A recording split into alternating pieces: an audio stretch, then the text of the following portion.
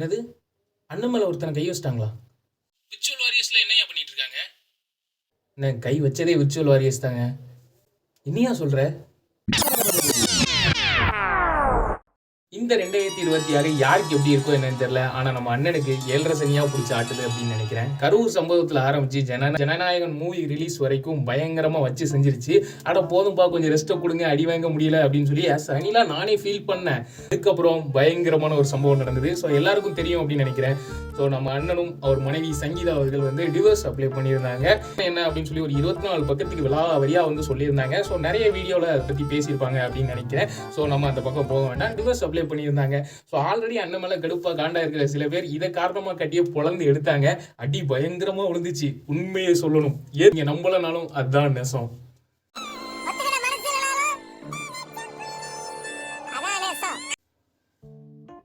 வலிச்சு சரின்னு சொல்லிட்டு அண்ணனுக்காக ஒரு அணிலாம் எவ்வளவோ முட்டு கொடுத்து பார்த்தோம். எங்க அதை ஒரு பர்சனல் விஷயங்க, அதுக்கு வந்து பார்த்து போகக்கூடாது அப்படி இப்படின்னு சொல்லி நேற்று வரைக்கும் நான் முட்டு கொடுத்துட்டு தான் இருந்தேன். ஆனா இன்னைக்கு என்ன ஆச்சுன்னா, அண்ணன் ரீசெண்டா ஒரு ஃபங்க்ஷனுக்கு வந்திருந்தாப்புல. தனியா வந்திருந்தா கூட பரவாயில்ல, கூட இந்த அக்காவை கூட்டுட்டு வந்திருக்காரு. ஆல்ரெடி அண்ணனை சோசியல் மீடியால இந்த அக்காவை வச்சுதான் அடிக்கிறாங்க. இந்த புள்ளி வச்சு பேசுவாங்கன்னு சொல்லுவாங்கல்ல, அந்த புள்ளி வச்சு இந்த அக்கா வச்சுதான் பேசிட்டு இருந்தாங்க. அப்படி யாரை வச்சு பேசிட்டு இருந்தாங்களோ அவங்க கூட ஒன்னாவே அந்த ஃபங்க்ஷனுக்கு வந்திருந்தாங்க. இதை பார்த்துட்டு எப்படி முட்டு கொடுக்கறதுக்கு, இது என்ன பண்றது அப்படின்னு சொல்லி ஒரு அணிலா என்னால எதுவுமே பண்ண முடியலன்னு வச்சுக்கோங்களேன். நானும் யோசிச்சு பார்த்தேன், என்னென்னமோ சொல்லி பார்த்தேன். அடிக்கிறவங்க அடிக்கதான் செஞ்சானுங்க, பொழந்து கெட்டதான் செஞ்சானுங்க. சரி வேற வழி இல்லை. எலெக்ஷன் டைம் வரையா இது வந்து பயங்கரமாக பூம் ஆயிடுச்சு. அண்ட் இதை பற்றி வந்து நேற்று நடந்த அந்த மகளிர் நிகழ்ச்சியில் கூட அண்ணன் பேசியிருந்தாப்புல, எனக்கு நிறைய பிரச்சனை இருக்குது, அந்த பிரச்சனையை நான் பார்த்துக்கிறேன், நீங்கள் வந்து ஃப்ரீயாக விடுங்க, அது வந்து ஒருத்தே இல்லை அப்படிங்கிற மாதிரிலாம் பேசியிருந்தாங்க. இருந்தாலும் அடிக்கிறவன் அதை சொல்லி தானே அடிக்கிறான், அப்புறம் எப்படி முட்டு கொடுக்காம இருக்க முடியும்? ஸோ நான் முன்னாடியே சொன்ன மாதிரி அந்த டிவோர்ஸ் பிரச்சனை வரைக்கும் முட்டு கொடுக்கலாம். ஏங்க அது ஒரு பர்சனல் விஷயங்க, அதில் எப்படிங்க நீங்கள் தலையிடுறீங்க அப்படின்னு சொல்லி முட்டு கொடுக்கலாம். ஆனால் அதுக்கப்புறம் ஒன்று பண்ணார்ல, அதை தான் ஏற்றுக்கிடவே முடியலை. ஸோ அண்ணனுக்கு யாரோ வந்து சொல்லியிருக்காங்கன்னு நினைக்கிறேன், அண்ணே நீங்கள் கூட்டு போங்கண்ணே, யார் அவங்கள தப்பாக சொன்னாங்களோ அவங்களே கூட்டு போங்கண்ணே, அதான் எனக்கு கெத்தாக இருக்கும் மாசா இருக்குன்னு யாரோ தப்பா சொல்லியிருக்காங்கன்னு நினைக்கிறேன். கூட்டு போனதான் கூட்டு போனாங்க, எல்லாருக்கும் சேர்ந்து சோசியல் மீடியால அடி விழுதுங்க. அவரை பத்தி தப்பா பேசினாலும் கூட்டு போய் அடிக்கிறாங்க, ரைட்டா பேசினாலும் கூட்டு போய் அடிக்கிறாங்க. இங்கெல்லாம் இல்ல, டேரக்ட் ட்விட்டர்ல கூட்டு வச்சு பொழந்துடுறாங்கல்ல. ஜோக்ஸ் அபார்ட்ஸ். ஸோ இதெல்லாம் பார்க்கும்போது ஒரு பக்கம் உள்ள மக்கள் வந்து இல்லை விஜய் அண்ணாக்காக நாங்கள் இன்னும் நிற்போம், அது வந்து தப்பு இல்லை, கரெக்ட் இல்லை அப்படி இப்படின்னு அவருக்கு வந்து ஒரு சப்போர்ட்டாகவே இன்னும் பேசுகிறாங்க. ஆனால் இன்னொரு பக்கம் ப்ராக்டிக்கலாக ரியாலிட்டியாக யோசிச்சோம்னா, ஒரு விஜய் ஃபேனாக இருக்கட்டும், இல்லை ஒரு டிவிக்கு தொண்டனாக இருக்கட்டும், யாராக இருந்தாலும் அவங்க மனசுல இப்போ ஒரு கேள்விக்குறி வருது. இன்னும் அண்ணன் இப்படி பண்ணுறாரு, அப்போ அவர் எது பண்ணாலும் ஏற்றுக்கணும் அப்படிங்கிற ஒரு மனநிலையில் அவர் இருக்காரா, இல்லை நம்ம அந்த மனநிலையில் இருக்கோமா அப்படின்னு சொல்லி ஒரு கேள்விக்குறி இருக்க தான் செய்யுது. பர்சனலாக எனக்கே தோணுச்சு, எப்படி வெளியில் கூட்டு வந்தார், என்ன ஆல்ரெடி இந்த கான்ட்ரவர்சி போய்கிட்டு இருக்கு. இப்போ இல்லை, இதுக்கு முன்னாடியே ப்ரைவேட் ஃப்ளைட்டில் வராங்க அப்படி இப்படின்னு சொல்லி நிறைய கான்ட்ரவர்சி போய்கிட்டு இருந்தது. அப்படிப்பட்ட சூழ்நிலையும் சரி, அதுவும் இந்த சூழ்நிலையில் அவர் வெளியில் ஒரு ஃபங்க்ஷன் கூட்டு வராரு அப்படின்னா மக்கள் அதை எப்படி ஏற்றுக்குவாங்க, எப்படி பார்ப்பாங்க அப்படிங்கிறது அவருக்கு நல்லாவே தெரிஞ்சிருக்கும். கண்டிப்பாக நிறைய விமர்சனங்கள் வரதான் செய்யணும், அவருக்கு தெரிஞ்சிருக்கும். தெரிஞ்சும் வெளியில் கூட்டு வராங்க. இன்னும் நிறைய பேர் என்ன சொல்கிறாங்கன்னா, அவர் பண்ண ஒரு அர்த்தத்தோடு பண்ணுவார் அப்படி இப்படின்னு சொல்கிறாங்க. எந்த விதத்துலன்னு தெரில. இதுக்கு நம்ம முட்டு கொடுக்கறத விட அவர் எப்படி முட்டு கொடுக்க போகிறாரு அப்படின்னு சொல்லி ஒரு மிகப்பெரிய கேள்விக்குறி ஒன்று இருக்குது.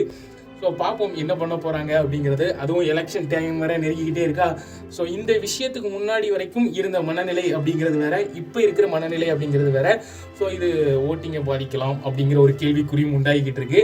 அண்ட் நேற்று நிறைய நலத்திட்டங்களை வந்து சொல்லியிருந்தாப்புல. அண்ட் அது ஒரு சில பேர் ஏற்றுக்கிட்டாங்க, ஒரு சில பேர் ஏற்றுக்கல. இருக்கிறதே ஏதோ சொல்கிற மாதிரி இருக்குது அப்படி இப்படி நிறைய கருத்துக்களை முன் வச்சாங்க. அண்ட் ஓகேவாக தான் இருந்தது, அது ஒன்றும் பிரச்சனை இல்லை, அது அப்படி போக போக பார்க்கலாம். அண்ட் அவரோட சில பர்சனல் விஷயங்கள் அப்படின்னு சொல்லி இருக்க தண்டியும் அதுக்குள்ளே எந்த விதம் தலையிடாமல் நிறைய அரசியல்வாதிகளாக இருக்கட்டும் எல்லாருமே வந்து ப்ராப்பராக அதை கையாண்டாங்க. ட்விட்டராக இருக்கட்டும், பல நிறைய சோஷியல் மீடியாவில் இருக்கட்டும், ஃபேன்ஸ்குள்ளே நிறைய சண்டைகள் இருக்க தான் செஞ்சுது. அண்ட் இந்த விஷயத்துக்கு அடுத்து, அந்த ஃபங்க்ஷனுக்கு போனதுக்கு அடுத்து எல்லாருமே போட்டு அடிக்க ஆரம்பிச்சிட்டாங்க. அண்ட் அதை எப்படி அவர் வந்து சமாளிக்க போகிறாரு. அண்ட் இன்னும் வந்து ஒரு ப்ரெஸ் மீட் எதுவுமே நம்ம வந்து எதுவுமே கொடுக்கல. அண்ட் என்ன பண்ண போகிறோம், எலெக்ஷன் வேறு நெருங்கிக்கிட்டே இருக்குது, மக்களுக்கு நம்ம கொள்கைகளாக இருக்கட்டும், இல்லை நம்ம பண்ண போகிற நலத்திட்டங்களாக இருக்கட்டும், இதை வந்து ஃபுல்லாக எடுத்து சொன்னால் தானே இவர் சொல்கிறது கரெக்டாக சரியாக நம்மளால் எடுத்து பேச முடியும். ஸோ சொல்லிக்கிட்டே வராரு. கொஞ்சம் கொஞ்சமாக ஒரு ப்ராப்பராக ஒரு இன்டர்வியூ மாதிரி ஏதாவது ஒன்று இருந்ததுன்னா இன்னும் நல்லாயிருக்கும் அப்படின்னு வந்து சொல்ல தோணுச்சு. ஸோ இது வந்து விஜய் ஃபேன்ஸ் யாரையும் வந்து கோவப்படுத்தணும், ட்ரிகர் பண்ணணும் அப்படிங்கிற நோக்கத்துக்கான இந்த வீடியோ இல்லை. ஏன்னா நானே ஒரு விஜய் ஃபேன், நானே ஒரு அணி.